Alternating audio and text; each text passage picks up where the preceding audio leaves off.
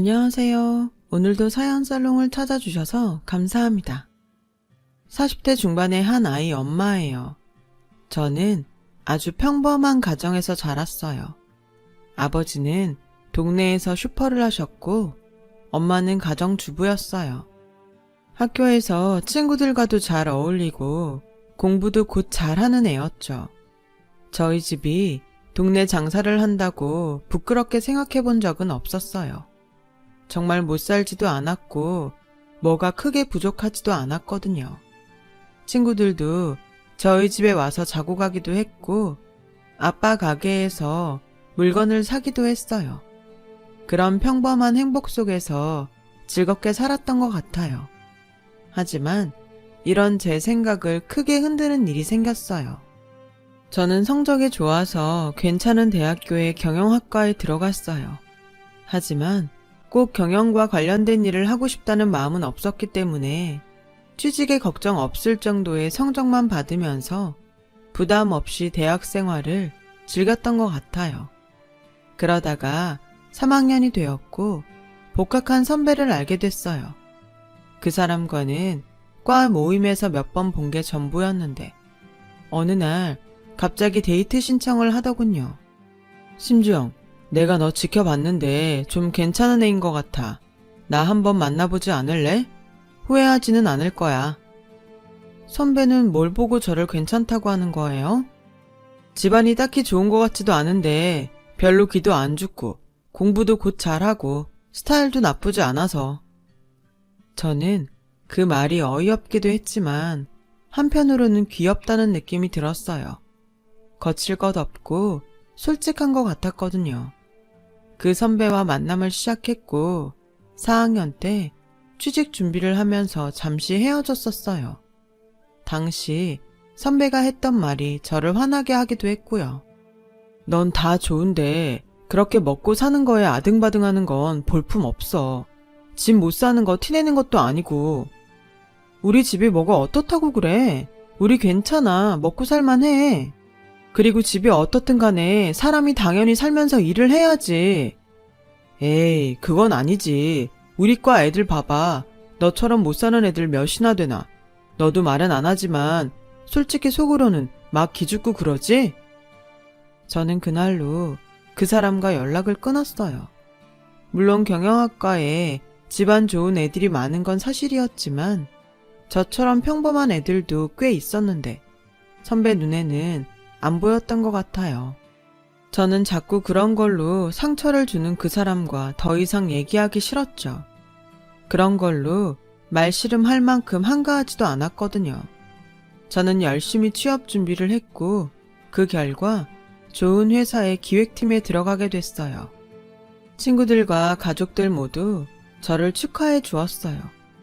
저와 친한 친구들은 조촐한 파티를 열었는데 그런데 그 파티 자리를 어떻게 알았는지 선배가 왔더라고요. 너 취직도 됐겠다. 이제 좀 한가해졌지? 내가 그동안 많이 봐줬다. 너 이제 연락하면 바로 받아야 돼. 무슨 소리야. 오빠랑 나는 그때 끝났지. 모르겠어? 나를 그렇게 무시하는데 어떻게 만나? 물론 시간도 없었지만 오빠 다시 만날 생각 없어. 오빠가 나한테 어떻게 했는데. 그래도 선배는 계속 저를 찾아왔고 제가 안 받아주자 나중에는 사과를 하더군요. 네가 그렇게까지 심각하게 받아들일 줄 몰랐어.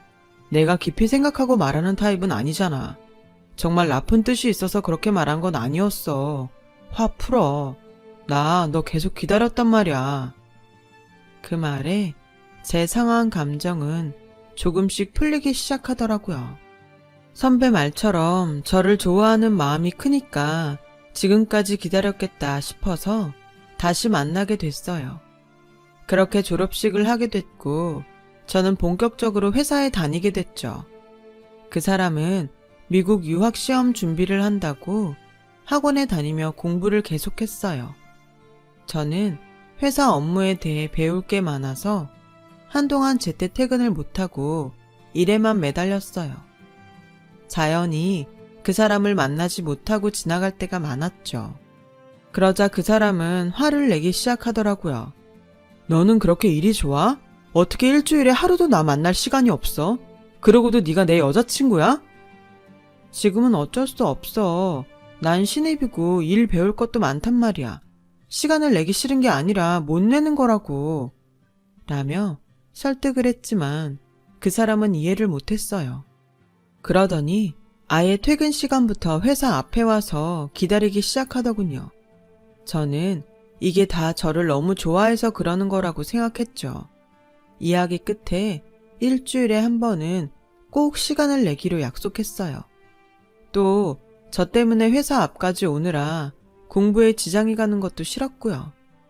그렇게 만나면서도 저는 막연하게 어쩌면 이 남자가 미국에 가면 헤어질 수도 있다는 생각을 하고 있었어요. 저는 여기서 회사도 다녀야 했고 제 생활이 있었으니까요. 그런데 그 사람은 당연히 제가 같이 미국에 간다고 여기더라고요.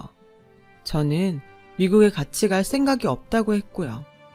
그게 무슨 말도 안 되는 소리야. 아니면 내가 널 왜 만나? 너는 정말 이상하다.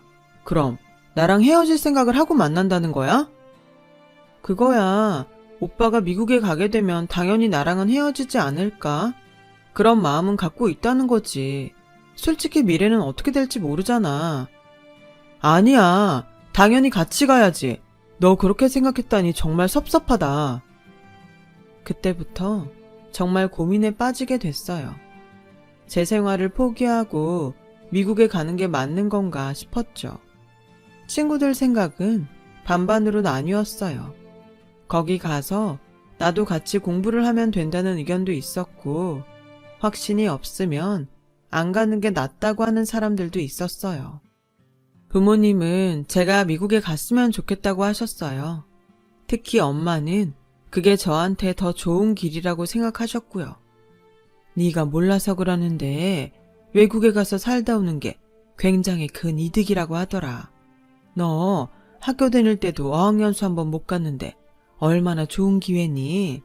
엄마는 네가 여기서 고생하며 회사 다니는 것보다 세상에 나가서 더 많이 보고 편하게 살았으면 좋겠다. 라며 적극적으로 그 남자와의 결혼을 미셨어요. 저도 마음 한구석에 미국에 나가고 싶다는 생각이 있었던 것 같아요. 결국은 그 사람과 함께 미국에 가기로 하고 결혼 준비를 하게 됐죠. 시댁에서는 결혼하고 얼마 안 돼서 미국에 갈 테니 집을 따로 구하는 것보다 같이 사는 게 낫지 않겠냐고 했어요. 시어머니는 상냥해 보이셨지만 어딘가 기가 세 보여서 저는 같이 사는 건 영 마음에 내키지 않았어요. 오빠, 나는 다 좋은데 시댁에서 같이 사는 건 정말 자신 없어. 그리고 미국 가기 전까지는 회사도 다닐 건데 내 마음이 편했으면 좋겠어. 그 정도는 들어줄 수 있잖아. 라고 고집을 했고 결국 저의 뜻대로 작은 집을 구하게 됐어요. 대신 전세금은 제가 다 내기로 했고요. 부모님은 좀 안 내게 하셨지만 저는 제가 편하려고 하는 거니 괜찮다고 했죠. 남자 쪽은 부동산 투자로 돈을 번 집안이었어요. 그래서인지 어떻게든 자식들 학벌을 좋게 만들려고 하는 것 같았죠. 남자의 형과 동서도 좋은 대학을 나와서 유학을 갔다 왔다고 하더라고요. 시어머니는 저도 학벌이 괜찮다며 마음에 들어 하셨어요. 하지만 저희 친정에 대해서는 대놓고 무시하는 말을 많이 하시더라고요. 신혼여행을 마치고 인사하러 간 날도 시어머니는 혹시라도 친정에 뭐 퍼갈 생각하지 마라. 나는 너 하나 보고 이 결혼 허락한 거지 니네 친정 인정한 적 없다. 니네 친정에도 여기서 한 푼도 못 나가니까 그렇게 하려고 해. 어머니, 저희 친정이 왜 시댁 돈을 달라고 하겠어요.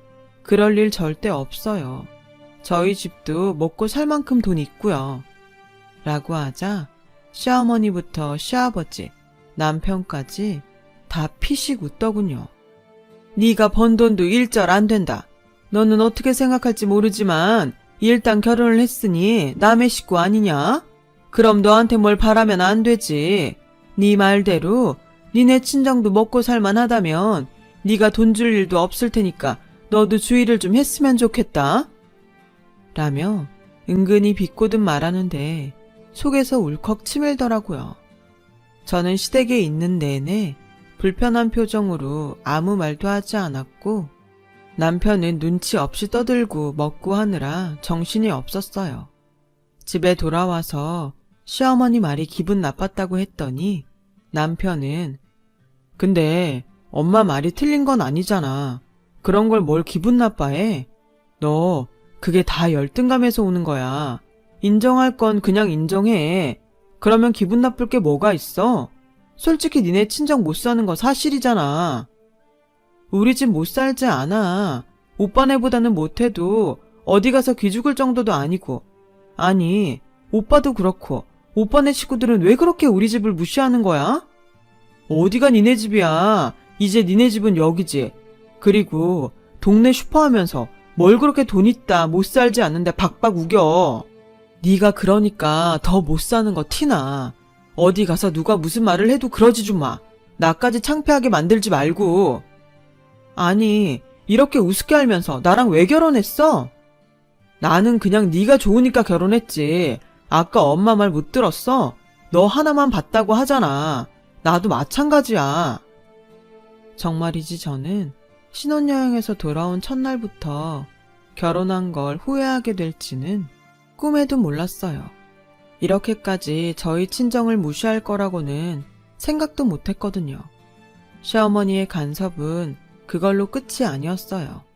어쩌다가 갈비나 전복으로 반찬을 해서 보내시고는 친정 엄마가 왔다 가셨다고 하면 저희 집에 찾아오셔서 반찬 가짓수를 세며 확인을 하셨어요. 전복찜은 왜 개수가 이것밖에 안 되니? 우리 수철이가 이렇게 많이 먹었어? 문어 숙회는 네가 먹은 거야? 니네 친정엄마가 먹고 간 거 아니지? 예, 우리 집 김치는 고급 재료만 들어간 거야. 너 그거 알고 먹어야 된다. 니네 엄마 오셨을 때 김치 싸주면 안 돼? 그건 퍼주는 김치 아니다. 저는 듣다 못해서 결국 한마디 했어요. 어머니, 맛있고 건강에 좋은 음식 갖다 주시는 건 감사한데 이제 저희가 알아서 해 먹을게요. 마음만 받을게요. 너 회사 다니면서 무슨 음식을 한다고 그래? 청소하는 것도 힘들어 한다면서. 혹시 음식이 입에 안 맞니? 그런 거 아니에요. 힘들어도 저희끼리 해야지 미국 가서도 잘 적응하죠. 라고 하자 시어머니는 못마땅한 표정을 지으면서도 알았다고 하셨어요. 그런데 남편이 공부를 하고 집에 와서 제게 화를 내더라고요. 너는 무슨 인생이 고난 극복하는 게 목표야? 왜 요리를 우리가 직접 해? 네 솜씨로는 어림도 없는 음식 해다 주시면 감사합니다를 100번 해도 모자랄 텐데 우리끼리 해먹는다고 가져오지 말라고 했다며. 왜 나한테는 물어보지도 않고 그런 걸 결정해? 음식 갖다 주셔놓고 간섭이 너무 심하시잖아. 친정 엄마만 왔다 가시면 쫓아오셔서 반찬이 얼마나 남았는지 확인하고. 솔직히 그러는 건 너무하는 거 아니야? 너무 자존심 상해서 말 안 했는데 그렇게까지 하면서 어머니가 갖다 주시는 거 먹고 싶지 않아. 그럼 나는 뭘 먹어? 우리 엄마는 좋은 재료로 만든 거니까 신경 쓰여서 그런 건데 뭘 또 그렇게 예민하게 반응해? 이래서 수준이 맞는 사람들끼리 살아야 된다고 그렇게 말하나 보네. 지금 말 다 했어? 자꾸 수준 하는데 그러는 오빠네 집은 뭐 그렇게 대단한 수준이라고 그래? 그냥 부동산 투기 잘해서 돈 좀 모은 것밖에 없잖아. 뭐? 투기라고 했어 지금? 너 여태까지 우리 부모님을 그런 식으로밖에 생각 안 한 거야? 하도 우리 집 보고 뭐라고 하니까 하는 소리야. 뭐 그렇게 잘났냐고. 저와 남편은 그날 크게 싸웠고 저희 두 사람은 각자 다른 방에서 자고 며칠 동안 서로 한마디도 하지 않았어요. 그러다가 남편 생일이 다가와서 생일 파티 준비를 하며 남편과 다시 말을 하게 됐어요. 결혼하고 처음 맞는 생일인데 그래도 기분 좋게 해주고 싶었죠. 남편이 전부터 갖고 싶어 했던 시계를 선물로 준비하고 평소 좋아하는 음식들을 직접 만들기로 했어요. 하지만 제가 요리를 많이 해보지 않아서 서툰 점이 많았죠. 친정엄마는 전화로 제가 음식 준비를 하는데 힘들다고 하는 얘기를 듣더니 와서 도와주겠다고 하셨어요. 괜찮아, 엄마. 우리가 갈 때마다 엄마가 얼마나 음식을 많이 해주는데 뭘 여기까지 와서 해준다고 해. 너무 힘들어. 나야말로 괜찮아. 사위 생일상을 장모가 안 해주면 누가 하니? 라고 하시며 생일 전날부터 오셔서 음식 준비를 도와주셨어요. 생일날은 직접 만드신 양념갈비도 가져오셨고요. 남편이 손님들을 데리고 올 시간에 맞춰서 엄마와 음식을 준비하는데 시어머니가 오셨어요. 시어머니는 금색 보자기로 싼 음식통들을 내려놓으시며 아니 어떻게 오셨어요? 오신다는 말씀 못 들었는데? 저도 어머니 오시는 줄 몰랐어요. 저희 엄마는 저 음식 만드는 거 도와주러 오셨는데요. 라고 하자 떨떠름한 표정을 짓더니 가져온 음식들을 풀어놓으시더라고요. 잠시 후 남편과 남편 친구들이 왔고 저와 엄마는 거실에 펴놓은 상에 음식을 날랐어요. 엄마가 직접 양념하신 갈비를 가지고 나오셔서 상 위에 놓았을 때였어요. 갑자기 시어머니가 나오더니 갈비가 담긴 그릇을 바닥으로 확 치우는 거였어요. 이런 거 내놓지 말고 저리 비키세요. 라더니 자기가 가져온 떡갈비를 가운데에 떡하니 놓더라고요. 엄마는 얼굴이 붉어지면서 얼른 부엌으로 피하셨어요. 저는 너무 어이가 없어서 한참을 그 자리에 멍하니 서 있었어요. 시어머니와 남편은 제가 보이지도 않는 것처럼 사람들하고 어울려서 얘기하고 먹느라 정신이 없더군요. 제 소개도 안 하고요. 그제야 저는 남편과 시댁한테 제 위치가 어떤지 깨달았어요. 저는 정신을 차리고 앞치마를 벗고서 엄마 팔을 잡고 그 집을 나왔어요. 엄마도 아무 말씀 안 하시고 저를 따라 나오시더라고요. 집에 도착한 저는 방에 들어가 혼자 펑펑 울고 말았네요. 부모님도 그런 저를 아무 말 없이 보셨죠. 제가 이혼을 하겠다고 하자 부모님도 두 말 않고 그러라고 하셨어요.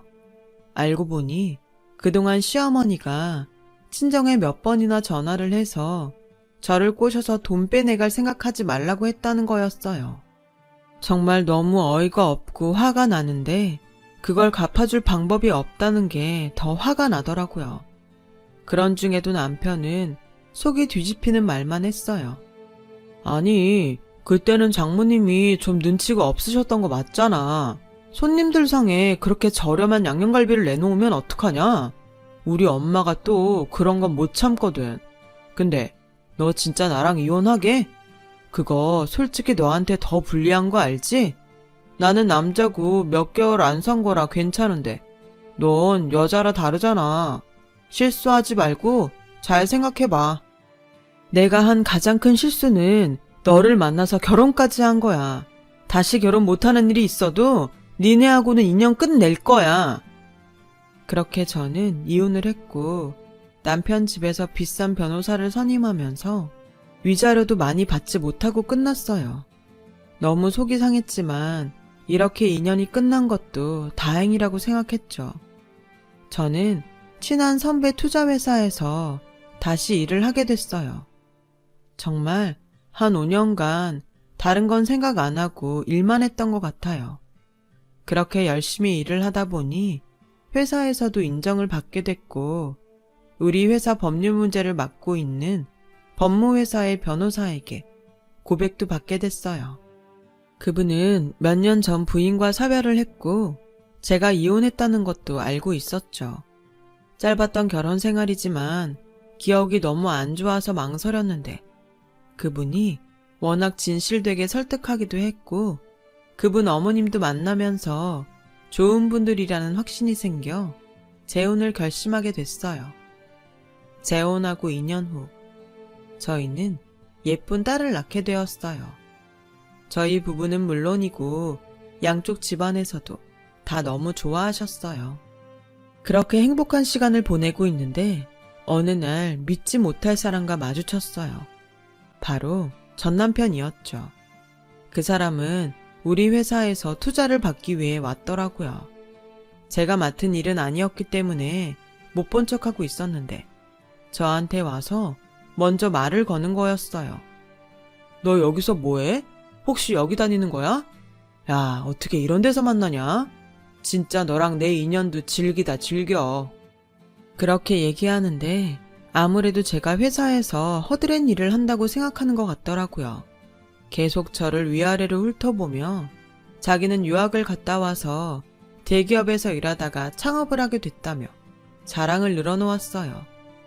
저는 한 귀로 듣고 한 귀로 흘리며 제가 할 일에 서류를 챙겼어요. 그때 다른 직원이 저한테 팀장님이라고 하자 전 남편은 놀라서 절 보더군요. 네가 팀장이라고? 어떻게? 쓸데없는 얘기 하실 거면 이만 가주세요. 제가 일 때문에 바쁘거든요. 라며 차갑게 말하고 나왔죠. 그랬더니 다음 날부터 저한테 와서 굉장히 살갑게 구는 거였어요. 저는 그런 전 남편이 너무 속이 보여서 가증스러웠어요. 이보세요, 임준호 씨. 저는 어차피 그쪽 담당이 아니어서 저한테 이래봤자 아무 소용도 없어요. 그리고 저하고 이렇게 친한 척 얘기할 사이는 아니잖아요? 내가 그걸 왜 몰라. 내 담당한테 말 좀 잘해달라는 거지. 이렇게 네가 나랑 서로 돕고 살 수 있는 위치에 있는 것도 다 나 잘 된다는 징조 같아서 좋잖아. 그럼 말도 안 되는 얘기 그만하시고 반말도 하지 마세요. 라며 말씨름을 하는데 남편이 저와 점심을 먹으려고 왔어요. 전 남편은 그 사람을 보더니 굉장히 당황하더군요. 제가 결혼도 안 하고 혼자 할 거라고 생각했나 보더라고요. 전 남편은 그날 이후로 며칠 동안 저를 찾아오지 않았고 이제야 저한테서 떨어져 나갔나 보다 했어요. 그런데 일주일이 지나고 나서 다시 저를 찾아왔더군요. 주영아, 너 팀장이라며? 그럼 내 담당보다 네가 더 높을 텐데 네가 얘기 좀 잘해주라. 나 투자 못해준다는 통보 받았는데 어떻게 좀 안 될까? 응? 부탁이야. 그건 아예 저희랑 부서가 달라서 제가 얘기할 사항도 아니고요. 찾아오지도 마시라고요. 그래도 부탁은 해볼 수 있잖아. 응? 말이라도 해봐. 그 돈 많은 부모님한테 자금 좀 대달라고 하시지. 왜 저한테 이렇게 매달리세요? 그렇게 수준 높은 척 하시더니 수준 낮은 저한테 왜 이러시는지 모르겠네요. 그렇게 예전 일 갖고 비꼬지만 말고 난 심각하단 말이야. 어떻게 한 사람 인생이 달린 일 가지고 이런 식으로 얘기할 수 있어? 한 사람 인생이 달린 일? 너 말 잘했다. 너는 내 인생, 내 가족을 어떤 취급했는데 니네 엄마는 또 어떻고 돈밖에 없는 집안이 고상한 척하면서 사람 사이에 계급 있는 것처럼 그렇게 차별하고 먹는 거 가지고 치사하게 굴어놓고는 뭐? 나야말로 너 때문에 인생 망칠 뻔했어. 이 쓰레기 같은 인간아. 넌 나한테 그런 말할 자격 없어. 라며 뿌리쳤어요. 원래 자기만 생각하는 사람이라는 건 알고 있었지만 이 정도로 뻔뻔할 줄은 몰랐어요. 그런데 더 가관인 건 퇴근길에 회사 앞에서 시어머니가 기다리고 있는 거였어요. 시어머니는 저를 보자마자 무조건 팔을 잡더니 어디 가서 얘기 좀 하자고 하더군요. 이거 놓으세요. 저는 할 얘기 없어요. 혹시라도 네가 우리 준호 투자 못 받게 한 거면 지금이라도 마음 돌리라고. 네가 아직도 우리 집에 서운한 게 있나 본데 서로의 앞날을 위해서라도 다 풀고 지내는 게 좋지 않겠니? 라는데 뒤에서 저희 엄마 목소리가 들렸어요. 아니, 이 옆에 내가 미쳤나? 그 손 못 놔? 라며 시어머니를 확 밀쳤고 그 바람에 시어머니는 그 자리에 넘어졌어요. 자기 아들이 못난 걸 왜 남의 딸 탓으로 돌려? 내가 이놈의 집구석하고는 다시 상종 안 할 줄 알았는데 이렇게 된 거 잘 됐다. 오늘 아주 끝장을 낼 테니까 어디서 예전에 해먹던 못된 버릇을 여기서 또 해? 라며 엄마가 길길이 화를 냈고 저는 그런 엄마를 진정시키며 시어머니한테 말했어요. 이것 보세요. 댁의 아들 사업 아이템이 부족해서 그런 걸 어쩌라고 그러는 거죠? 그리고 이미 나와 있는 서비스를 새 아이템이랍시고 가져왔으니 투자하지 않기로 결정한 걸로 알고요. 법률 자문 쪽에서도 댁 아들이 따라한 것 같다고 나중에 문제 생길 수도 있다고 했다고요. 뭘 좀 알고 얘기하세요. 그리곤 엄마 손을 잡고 돌아가려는데 시어머니가 제 앞에서 빌더군요. 제발 우리 준호 그거 못하면 이제 희망이 없어. 어떻게 좀 안 될까? 부탁이야. 부탁이에요, 심지영 팀장님. 결국 시어머니는 회사 경비원들에게 붙들려서 끌려 나가고 말았어요. 알고 보니 시댁은 그 후에 부동산 투기로 검찰에 고소를 당했고 재판에서 져서 굉장히 어려운 상태였다고 해요. 전 남편은 잘 다니던 대기업을 나와서 이미 사업한다고 2번이나 망해먹었고요. 어떻게 지인 소개로 저희 회사에 투자를 받으려고 애를 쓴 모양인데 그것도 마지막 검토 단계에서 없던 게 된 거죠. 전 남편과 시어머니는 그 후 몇 번 회사 근처로 찾아왔다가 제 남편이 접근 금지 명령을 받아내겠다고 으름장을 놓자 그 후로 모습을 감췄어요. 들리는 얘기로는 서울에 남았던 걸 모두 정리하고 지방 어디로 내려갔다고 하더라고요. 남이 안 된 걸 잘 됐다고 하는 건 아니지만 저와 제 가족에게 돈 가지고 그렇게 모욕을 줬던 사람들이 돈 때문에 모두 잃은 걸 보니 자기가 한 대로 돌려받는 게 맞다는 생각이 들었어요. 저는 그렇게 살지 말아야겠다고 한 번 더 결심하게 됐죠. 그 일이 있은 지도 벌써 5, 6년쯤 전이네요. 저는 제 남편과 잘 살고 있고요. 지금은 회사를 관두고 딸아이 교육에 더 신경 쓰고 있어요. 친정 부모님들도 잘 계시고요. 이런 시간을 보내려고 젊을 때 그 고생을 한 건가 싶습니다. 제 얘기는 여기까지예요. 들어주신 모든 분들 감사드리고요. 다들 행복하시고 건강하길 빌게요. 좋은 하루 되세요. 여러분, 사연 댓글에 응원과 현명한 조언 부탁드려요. 좋아요와 구독은 저에게 큰 힘이 됩니다. 오늘도 좋은 일 가득하세요.